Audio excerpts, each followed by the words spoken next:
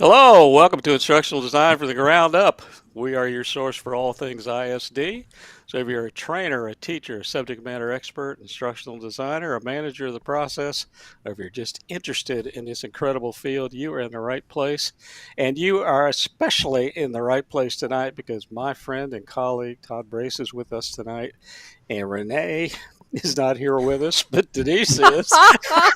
This is a running joke, folks. This is what we're doing tonight because I screwed up earlier and I was just poking at our friend Denise. So, Denise, why don't you introduce Todd and we'll get going? I can't wait. Oh my God, I was waiting. I was like, okay, is he really saying Renee again? Or, anyway, we want to welcome you, Todd. Todd Brace's career in workplace learning and instructional design has been informed by a variety of industries with which he's worked. Well timed mentors, fantastic leaders, creative and talented colleagues, formal ISD learning with UMBC, while Mhm. throwing in learning theories acquired while studying and teaching martial arts for many years.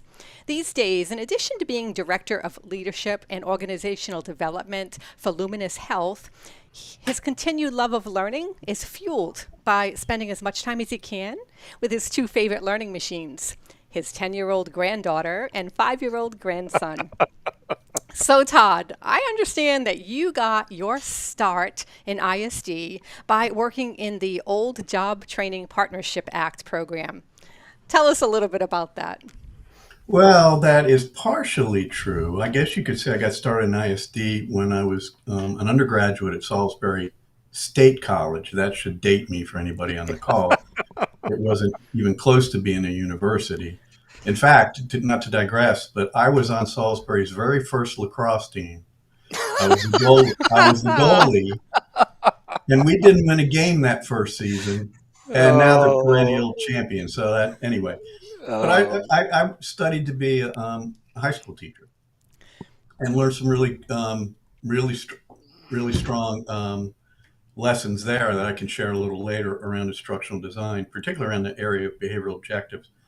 But coming out of there, didn't get there. I came out of school at a time when there really weren't many teaching jobs in Maryland. I think there were some in downtown Baltimore, but for a guy born and raised on the Eastern Shore, I just couldn't picture myself in downtown Baltimore for very long. And so I wound up working in the private sector for a few years until I got into the Job Training Partnership Act when Chesapeake College on the Eastern Shore was advertising for an OJT coordinator on the job training. I actually had to contact them. What does OJT stand for? And they said on the job training. I said, okay, yeah, I'll try for that. Oh, And so that's how I got in there. And I wound up working for three different service delivery areas that was encompassed about 10 counties in Maryland. All of them were pretty rural. So that was my start in instructional design because I would go into every day as an OJT coordinator. I'd go into different businesses. Like on the shore, I'd go into a boat builder, a hot dog factory.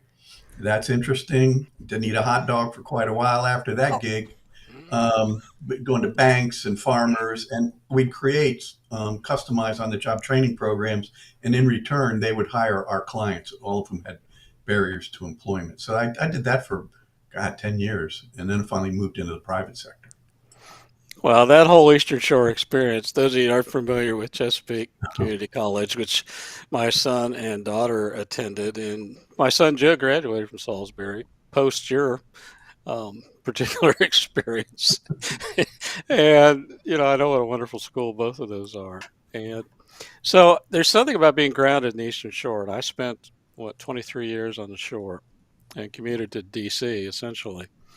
Um, which oof. why I did that, I'm not sure. But, you do what you do. And there's a different attitude, there's a different down to earthness about the shore. And I find the same thing in West Virginia. It's different connection to people.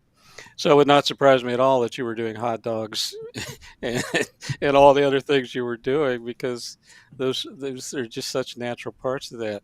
And I think it gets us to this whole notion of how you rooted yourself in instructional design and how grounded you are about everything. And that's one of the things I always noticed about you, Todd. You're always very grounded.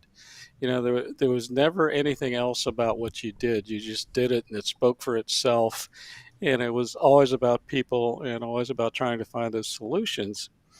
And I didn't know this about you because I met you when you were in finance, I believe. Right, right. So I would not accept, in conversations we would have had before or after class or after that, something else. And I didn't realize you'd done this. So that makes a lot of sense to me. I mean, that really was your grounding in this whole thing, wasn't it? That's where it came from. Well, yeah, and I had a mentor there in the first at Chesapeake College, the first gig I had with the JTPA, a guy named Jerry Bilderback. I don't even know if he's still alive. If he is, he's in his 90s now, and Yeah. he had joined Chesapeake College, having retired from the Pentagon. Was a full bird colonel, and he was a training officer for part of his time, but he also fought in combat in both Korea and Vietnam. And he held me accountable. He did not want me just simply going out to these employers and just slapping together we call them OJT contracts that were meaningless. He Yeah. wanted them Yeah.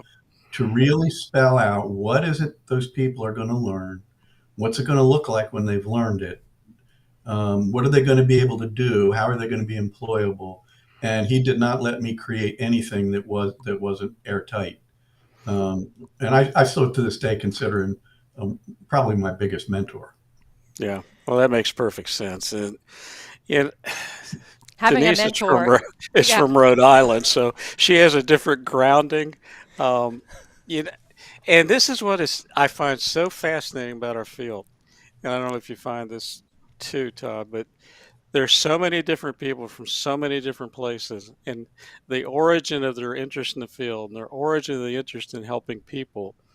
And I don't think I've known a handful of instructional designers that didn't want what was best for a learner, that honestly wanted to make them better and make them whatever they wanted to be and help find that ladder for them to climb and to be able to do that. And with Denise in the program that you and I graduated from now, Mhm. getting ready to graduate in what, 2 more terms, something like Right, 2 that. more terms. Mhm. You know, there's a corner, there's a mentor, there's something that cements you to this. With me, it was Dr. Cook, simply because I didn't know anybody else in the field. I knew lots of educators. I worked at a college, but nobody ever talked about this field and what it was all about and the science of learning the way we look at it now. And that's, Yeah, I mean, mentors, to me, mentors are so important, and Chuck is my mentor, and he took me under his wing. I don't know why, but he just did, and I'm so happy that he did. And as a result of that, I've just learned so much, and I've grown so much as an instructional designer, to the point where I'm actually calling myself an instructional designer now. And I didn't have the witherall to say that before, but he has taught me so much about the field, and everything I design, I check with him, I run by him. If I have a question, he's always there to inspire and to, give me insights. And I think that's so important for anybody listening who is new to this field, first of all, or if you are seasoned in this field. Mentorship is really the way to grow this field and to keep it professionalized, to have those people that you can talk to and touch base with to help you, to inform your thinking, and to bring projects to a whole new level. It's really an important aspect, I think. Yeah, it's good to be sensitive to picking up lessons along the way in some unexpected ways. I know right now, I'm like you, Chuck, and you, Denise. My LinkedIn feed, 90% of it is somebody in ISD. And I see some pretty interesting and sometimes some pretty outrageous discussions going on. And about every 2 or 3 years, there's this big attack on the whole concept of behavioral objectives. yeah, it's ridiculous. It's programmed learning and antiquated, and I have a different view. I'm an unapologetic behaviorist, but I'll tell you a hard but good lesson I got along the lines of behavioral objectives, whatever you want to call them. When I was an undergrad, my very first class was a history class with Dr. Sylvia Bradley, long retired. I wound up having several classes with her because ultimately my goal was to teach social studies. And you know how it is, Chuck, being a college professor. When you're in school, you try to figure out each professor. What does that professor want? That's what I'm going to give them. And I could not figure out Dr. Bradley. I had her for a lot of classes, and no matter what I did, I could never get better than a C+ on any of her blue book exams. Remember blue books? You had to actually break verses. Blue books. Yeah, and a number Yeah. 2 pencil. Yes. Yeah. I remember So- those too. So I'm 3.5 years in. I'm now my junior year, and I'm taking my methods classes with her. She's going to teach us. She was teaching us how to teach social studies in high school. So the first exam, boom, she hands it out C plus. I'm like, I go back to my dorm. I'm like, I can't figure her out. What is this all about? So I'm sitting there looking, and I'm looking at this, and the syllabus happened to be there. And I look at the syllabus, and the first four behavioral objectives on the syllabus were the four questions on that exam. They just had a Mhm. question mark after them. And I looked, and then I went. I still had some of her old stuff, and I went back through my old tests and the blue books and her old syllabi, I guess. And sure enough, every test, the questions were almost exactly the behavioral objectives that corresponded with that part of the course. And I'm like, so the very next exam, I looked at the syllabus, those four objectives that covered that part of the course, studied those. She comes back, hands back my blue book. It's got an A on it, and she says, "It's about damn time you figured this out." And what But she was saying yeah, was, well, how about no, that? Objectives. yeah, what it is the behavioral objectives are a contract between the Exactly. teacher and the student. It says, "Look, these are the important things about what I'm about to share with you. So pay Yeah. attention to those things because these are the important things. It's a contract." And I've really tried to live by that. And it's really interesting. I'm sure you've seen it. I see some instructional designers that will build objectives and then however they choose to evaluate the learning at the other end, if they do, often doesn't align. And I remember that's what you call it, a performance agreement. Yeah, It's those that's what things it have got to is. balance. Yeah. Yeah. Now, I what mean, is it? What is it about behavioral objectives that people have are against? Like, I don't understand what the argument is. What could possibly be wrong with behavioral objectives? They're not seen as learning center or learner centered. right. This It's whole notion of we're telling them what to do and they don't get to choose, and it goes back to Oh, whether you're a behavioralist or okay. whatever. But I mean, I've seen a general assault on ISD. We don't need ISD anymore, which is absolutely ridiculous. We don't need objectives, etc. All the things. We don't need performance agreement. Students yeah, should be able to do whatever they want to. Okay, well, when they get on the job and they do whatever they want to, then they'll soon be finding that next job. And you have no mastery, so you have no issues that you can evaluate and try to come up with some analysis of what's going on. So I've seen people that don't understand our field, Todd, try to yeah, marginalize it and try to say that it's not a science and we don't have to have this rigidity. But I'm sorry, we're professionals. It is a science. This is what we do. And yeah. if you're not up for the task, then maybe you should find something else to do with your time. But I've been posting probably some of the things that you've been reading have been mine too, because I'm flat out about this. I'm tired of it. And if people want to play their own little games about it, that's fine. Go do it. I mean, that's their right to do that. But those of us who've been this in a while, and even those of us coming up like Denise, we're looking at this and we're saying, this all makes sense. This is logical. This is a system. This Hmm. all works. Just, get in and do it. And It does. It makes sense. Like when I'm developing and designing a course now, it has a logical progression. There's a science behind it. It Mhm. gives me a level of confidence knowing that I'm creating these objectives and having performance agreements for the assessments. Without that, I don't think I would be able to have the confidence to create a course if I didn't have this backing behind me. Yeah. Yeah, you're kind of wandering aimlessly if you don't have some objectives. You don't have any gauge by which to say, well, this should be included in the learning or this should be excluded. Um, and again, the whole idea of the attack on objectives is it comes from that whole constructivist, and that's more academia. It's okay. What would you like? What would you like to learn about Roman history? Great, you study whatever. But in the workplace, like I work for a hospital now, well, that phlebotomist better know how to draw blood, and it's pretty clear how to do that. ah, You don't say, "Gee, how would you like to draw blood today? How would you like to learn how to draw blood? What would be your preferred approach?" No, you can't do that with most things at work. Oh my goodness, no. well, see, I always use the example of a paramedic. Okay, so you're 22, 2,400 hours, whatever it is now. I don't know. Maryland keeps changing it. But okay, so one of the basics, just being able to perform CPR, um, being able to use a defibrillator, being able to do intubation. Do you feel like doing that on this call or not? Uh, um, you know, Patient presents himself clearly during code. What are you going to do? Well, I don't know. I was thinking about Columbus and how he really didn't discover America.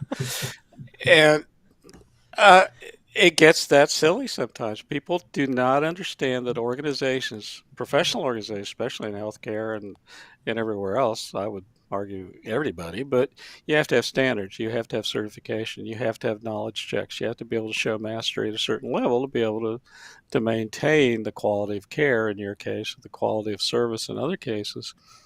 And I see 99% of our field going the direction that you and I and Denise are going. And I see this other 1% out there just wants to wave this flag of indifference. And I can remember so well the arguments about behaviorism and why can we tell people we can't direct them to do this? And you get into these other learning approaches.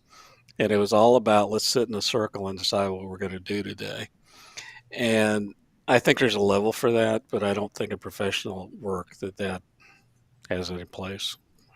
Especially when lives are at stake. I mean, pilots, surgeons, it just, Yeah, do you feel like learning how to land today? Yeah. how do you want to land No, this? I'm just. Well, I'm I'll just tell you. I'll give you a semi-funny example. My former father-in-law once told me, he said, Todd, I believe, having never flown an airplane, I could read a book on how to fly an airplane and go climb into the airplane and fly it. uh And I said, John, I believe that you believe that.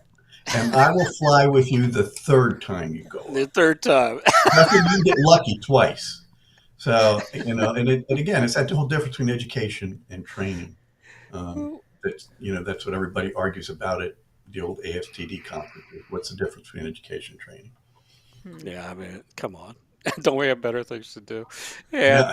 as you look back on your career, what kind of things stick out to you in terms of things that still are close to your heart and, basics like objectives and things? And what have you seen come and go? What are the things that were so trendy and so popular in the back of our minds we knew that they weren't going to last, but you still had to put that fake smile on and go through it for a while? Yeah. In terms of things that stuck with me, well, you should ask that of some of the people that worked for me when I was at Provident Bank, because they knew they could have come in and taken that final exam and gotten the degree. I, Because yeah. every class I would come back and I'd say, folks, this is what I'm learning this semester. And to this day, where I am now, I've got an employee who's really, really strong, joined us a year ago, and she's got an EDD from Columbia. Mhm. And I got her writing course design plans. So the course design plans stuck with me because they're so utilitarian. They're so useful in Yeah. organizing and presenting what you're trying to accomplish. So those kinds of things stuck with me. Basically, it's really a lot of the basics have Mhm. stuck with me because it, when you stay focused on learning, people talk about learner engagement. And my observation is if I can get you to believe that the content that I'm about to share with you will help you solve a problem that you know you need to solve or help you execute a task that you know you have to execute. I could read you the phone book if I could find one, and you would pay attention Yeah. because now it's task or problem centered. And so many designers don't understand that. So what happens is, particularly now with e-learning, what's really challenging with e-learning is you can't work the room. You can't read the 25 people in front of you and try to figure out why are they even there. You don't get to see the people on the other side of that screen. And a lot of designers suppose that the person on that screen wants to engage that content. And they proceed with the presentation as if that task or problem centeredness has been established. And a lot of times it hasn't been. I'm Yeah. taking it because I have to. It's compliance. I got to do it. It's in my to-do folder in my work learning management system. So things Well, that have stuck with me have yeah. really been the basics. That's interesting because I remember when we were in class together and it was early on and we were going over objectives and four-part objectives, audience Mhm. behavior, condition degree. And I remember you and I had the longest conversation about audience. Do you remember that? Mhm. If you don't, that's fine because Oh, I do because I've thought about that a lot. and we Uh, talked about it, and just simple things like that, trying to get people to appreciate people in the field that you have to define your audience. What a concept. Um, well, and a lot of times your audience will be homogeneous, a yeah, lot often, but not always. And the example that not always. I brought back to the bank was, and maybe some of the people, I think Jeff Goldman may even be on the call, or on this call, and maybe some of the other folks. But I recall that with the teller training, which at the time was 2 weeks long, they really didn't have comprehensive learning objectives for those two Hmm. weeks. And when you talk about learning objectives, we'd say the audience isn't homogeneous because sometimes we'll have branch managers in there. And what the branch manager needs to learn about being a teller is different than what the actual teller needs to learn. Yep. And so as you're writing those objectives, you may have two different behavioral objectives for two different audiences in that case. If you're a branch manager, you're going to need to know this, and be able to do this, and this. If you're a teller, you're going to need to be able to have this behavior condition degree. And so just kind of thinking through who's the audience, and sometimes you can't accommodate a heterogeneous audience, but you have to try, or at least recognize it. Not Well, everybody in that audience has the same reason for being there. yeah. And I with so think much it's mandated challenging. training now, I mean, 70 to 80% of training now is mandated, and people don't appreciate that fact. And they certainly don't design for it, that you've got a hostile group. There's some percentage of people that just absolutely don't want to be part of this, whether it's online or in the classroom or distributed. And I think that's one of the things I've noticed in the last 20 years or so is the change in that people now really feel like they're being forced to do things. What Well, do I you can't always do it, but I try. And when I can't do it, it's not for lack of effort. I try to create some kind of activity in the beginning that establishes a pain point, Hmm. that it gets that task or problem. And one of the things I do, and I actually used this exercise when had to interview for the job that I'm in. They said, do a quick exercise. And it would be like an introduction to supervision workshop. And I'd break people up. This is when I could do it live into small groups and give them some paper. And I say, okay, what I want you to do is make a list of everything that drives you crazy on your job. And I'd get a little theatrical. I'd say, the kind of things that make your knuckle white on the steering wheel, and the thing that makes you get home and have that glass of wine taste a little too much like another glass of wine. Those kind of things that make you crazy at work. And these are all supervisors now.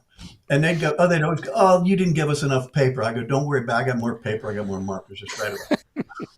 So I'd let them do that for 10 minutes, and then we'd stick them up on the wall and they start reporting out. And I've done this exercise probably 150 times, and it's the exact same every time.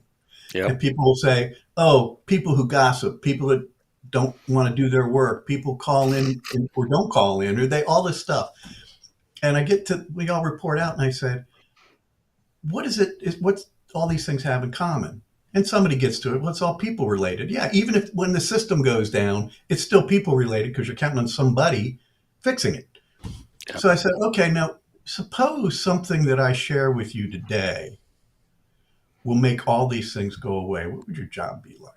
And again, I get the same exact, somebody starts off saying, it'd be great. I'd finally be able to get stuff done I want to do. That would be wonderful. Then it progresses predictably. Somebody says, well, it'd be boring.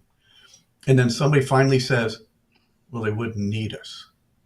And I Hmm. go, what is that again? Said, well, they wouldn't need us. I said, think about it. If you could count on people showing up, doing their job, getting along with each other, being nice to customers, never making mistakes, what do they need you for? And it Exactly. brings them to the realization that the things that they find the most difficult and frustrating on their jobs really are the distinguishing things about their job. Yep. And now confronted with that, they go, oh, so you've got something that's going to help me with these frustrations? I go, yeah, I think I do. They pay a different kind of attention. They ask Oh, different that's kinds of powerful. questions. Yeah. See, I think you're right on point. Yeah. And I've always taught that when you have those kind of populations, you need to diffuse it early. You need to take the tension out of the room. Mhm. Admit that you know they don't want to be there. Admit that it's not something they're interested in. Admit they don't need it. Whatever you have to do. to get to the point of, okay, this is the reality of where we are. Let's do this together, get through it. And I love the way that you do that. I've heard you say that before, and I've loved that technique. I probably stole it a couple times, if you don't mind. I don't mean. But, I'll be but stealing it myself, probably. yeah, so Denise is going to steal it. But the point is, see, this is what I think about your career, and I think about my career, and I think about how it's transitioned from when we started, at least when I started, it was paper and pen and classroom and transparencies. And so we're aging myself. You know, I started in 1912, I think, my first course design. But this whole notion of this maturation of the field, but maturation of learning. And I'd be interested to hear what you think about social media. When I ever try it out, I'll let you know. Don't tell me you're a Luddite. No, I no, am. no. I do LinkedIn, and that's really about it. And That's pushing it. yeah, that's probably my biggest deficiency and where I'm behind and not current. Because I kid Uh, about my learning machines, my grandkids, and for all I know, I talked to my wife before this. She's up there with them. I said, put them on, let them see me. So they may be watching. Hey, kids. But the 5-year-old, he's not even 5 yet. He'll be 5. He'll be 5 in a month. You know, I give him my phone. Look at here, my phone, and he's just flipping away, and he's finding pictures, and he's launching apps. And my granddaughter is actually doing animations, creating yeah, animation, yeah, and yeah, and it's phenomenal what they're able to do and how quickly they learn. And it's yeah, humbling watching them. yeah, But the one interesting thing that gets me, you talk about trends or fads. It's not really a fad. I like the idea of gamification. I yeah. do. We Hmm. love it. However, I think where it it has some potential for getting out of whack is when we assume that people want to play the games. It always gets down to why am I taking this course and how quickly can I get through it? Hmm. Yeah, And yeah, there's some learnings. If you get back to why am I taking the course, that gamification you've added is pretty slick and neat, but it's drawing out the amount of time I have to spend with this course. yeah, So it's not, don't do gamification, because gamification really has huge value. But gamification for gamification's sake, the learner will see through it pretty quickly. Yeah. no. And that's what we argue. It has to be relevant. It has to be related to content and population. And, you know, I go on rants about icebreakers because I absolutely, totally, and completely hate icebreakers. And I think it, because I think they just completely take everything off point. And I don't care that you want to be an eagle and I'm a cow. You know, I'm not sure where that goes with this content. And the one thing that I have to say when I was first starting at the phone company, I'm not even going to say which one, and every time you went into a training, HR always had to do the icebreaker, and it always was pick your animal or which bird would you be. So we That's would where this start. comes back. This That's where is this where, has yeah, started. no, this Okay. comes back from my early career in telephony. And so we used to have this thing that we would do where we would all pick the same bird or the same animal. We get together ahead of time and say, it's going to be one of these two icebreakers. It's going to be this bird thing or this animal thing. So we would all pick the same bird or animal. And then they would just stand there with this blank stare because they had nowhere to go with it because there was no difference, which was the point of them doing the whole exercise, right?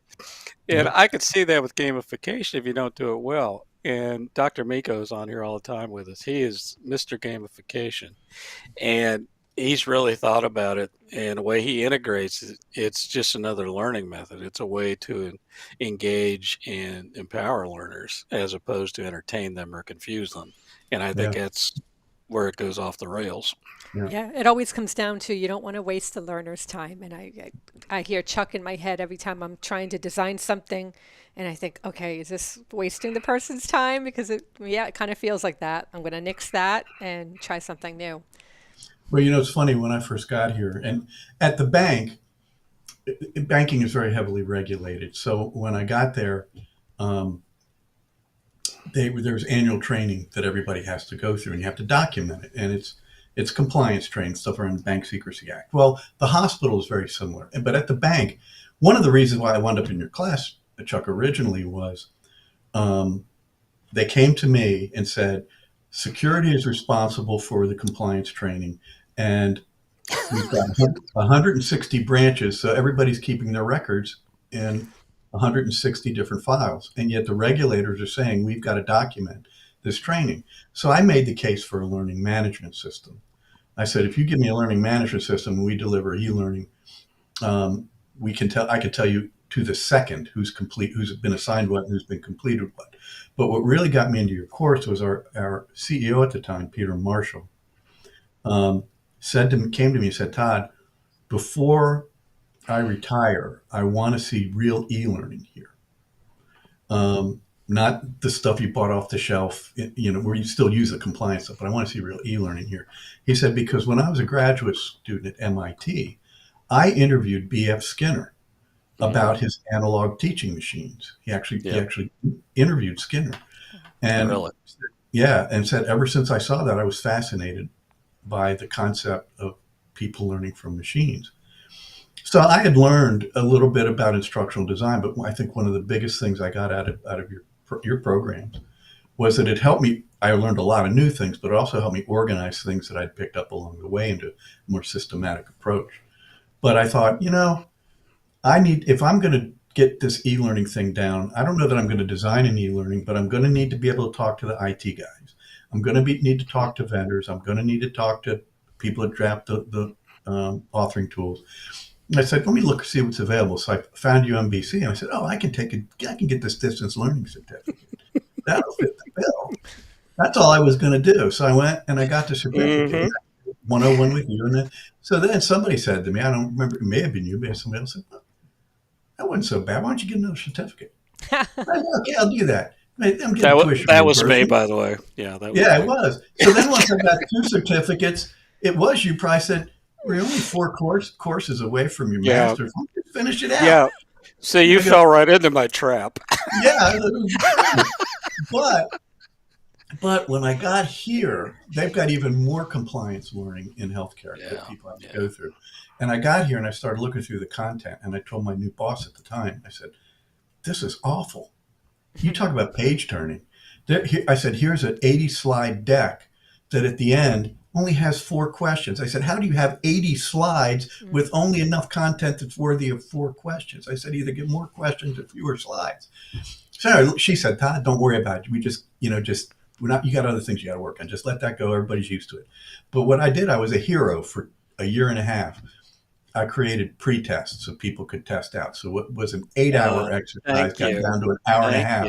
So I was a hero for a year and a half. But now all the new people that come in, all they know is still a pain in the rear. But but that competency, whatever you want to call it, there's 10,000 names for it.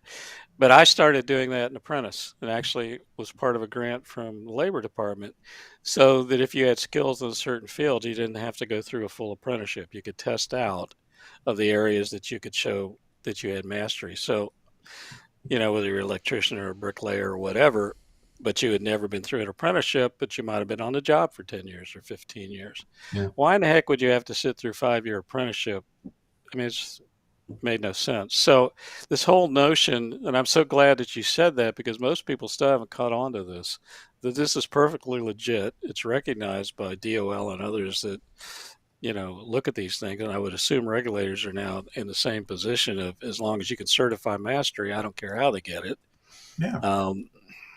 That really tickles me that you did that, because that's really sharp.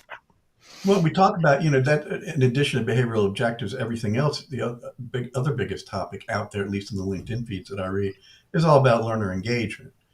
Well, if you want to disengage a learner quick, make them go through something that they really already know. Now, they may think they already know it and they don't, and you let them prove it with the pretest. So, okay, if you know it, take a half hour, take 10 minutes, do the pretest and be on your way. Or maybe you would benefit from going through it, but you find it out by taking the test. Well, can you imagine how many people I had that wanted to test out of the intro course in instructional design? Probably everybody. Yeah. because they were experts. So I had three questions. There's three questions you had to answer. If you could answer these, then I would sign off on you not having to take my course. So 4 parts of objective, 4 levels of evaluation, and gyne age 9 events. I could do that now. You could do that now. I Yep. got 0 over thousands of students. 0. Because everybody thinks they know this stuff. And it's not just ISD. It's everybody thinks their experience counts for something. And it does, but it's not what they think it counts for. Yeah. And, so you go through this all the time. But I think when you provide a scaffold for them to walk upon and to build upon, and you give them little successes like, yeah, just test through this. Let's see how we do on this. Then we'll go up to the next level. The problem, and I think the reason most people don't do it, is because it does take time to set these systems up. Yeah. Yeah. Mm-hmm. It all comes down to time. Yeah, we all got lots of that. So tell us what you're doing now, because I haven't really caught up with you lately. I'm not sure, because you changed positions not that long ago, didn't you? I'm coming up on 5 years here. Okay. Yeah. Yeah, and it was at Medifast / Jason Pharmaceuticals, and they were going through a reorg, and I thought, well, it's time to look around. And Yeah. I joined, it was Anne Arundel Medical Center, and then in 2019, Anne Arundel Medical Center merged with Doctors Health System in Prince George's Okay. County, and we Okay. became Luminis Health, the new system. And frankly, I've been in some kind of workplace learning in some form or another for 40 years, and it's hard to Yeah. say that. And just where I am professionally at this time in my career, I mean, it's that somebody said to me the other day, I was going through my work history, and said, God, you've had a lot of jobs. Like, I've been doing this a long time. But I've worked in a whole lot for 3 years, I was in international law and got to Right. do a little traveling. I And remember that. Yeah. Wow. yeah, and it was all technology training. You'd be surprised the kind of technology training lawyers need to have, particularly at a very high level. And Yep. at this point in my career, I thought, and I've been in Anne Arundel County by this time for almost 20 years as a resident. And I said, and this opportunity literally came along. It found me. And I said, this would be a great way to give back to the community and be a part of something really, really important at this time of my career. I mean, I'm the Director of Leadership and Organizational Development, which means my team is responsible for a lot of, not all, but a lot of the non-clinical learning. You don't want me doing clinical training, I can tell you that. Oh, I don't know, Todd. You don't want me doing that. I could see you in a white coat and a little stethoscope. Yeah. No, not really. You're no Yeah. more there than I am. Yeah. No, but But that's see, so that, and it's great. I get to work with the best people, and it's important work. It's meaningful. It's impactful in the community. So I'm in the right place relative to where I need to be right now in my career, and I work with fantastic people. The leadership here is outstanding. I've got a small but powerful team, and they're just remarkable people to work with. So I'm at the right place but the most important thing is I'm still learning. I don't know it all. Don't even begin to know it all. I'm learning all the time. And yeah, working in a you and healthcare me system, both. yeah, and a healthcare system is so academically oriented anyway. You get so many very learned people here. So it's just a constant adventure. Well, see, and that's what I think is important, because you and I are in the same place in our lives and our careers. We're not motivated by much except to give back. And I know you well enough that, my saying is pay forward and give back. And I really truly believe that. Nothing I engage in anymore professionally, unless it has some real function in society and provides something. So you went to healthcare. I went to palliative care. I mean, can you imagine Mhm. me teaching in palliative care program? And I don't do the clinical side of it, but I do instructional design and palliative care at the master's and PhD level at Mhm. University of Maryland School of Pharmacy. And no one would have ever pictured me within that. And I'm sure they would have pictured you where you're at, because you're just, to be honest about it, you're just a lot better at this than I am I in don't think terms of finding that direction. But, I think it's fascinating how instructional design careers take a path that take you places you never thought you would go. I mean, you're talking about international travel law.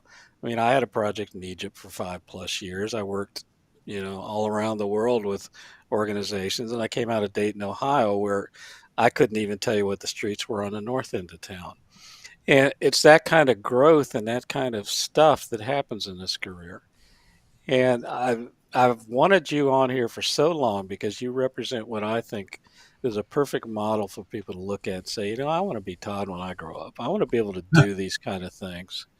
And you always impressed me as a student, but I never thought of you as a student. I always thought of you as a peer. Uh, like I said on LinkedIn, I think you could have taught the courses that you took with me.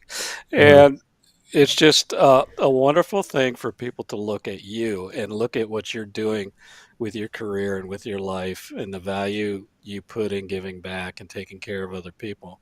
And I don't know, Denise, I mean, how does this look from your perspective of being a couple years into this? Yeah, I mean, this was a fascinating discussion. I love talking about behavioral objectives. That part really excited me, and I really enjoyed listening to you talk about how you apply them and how important they are to what you do as well. And I love, I love discussing that kind of stuff.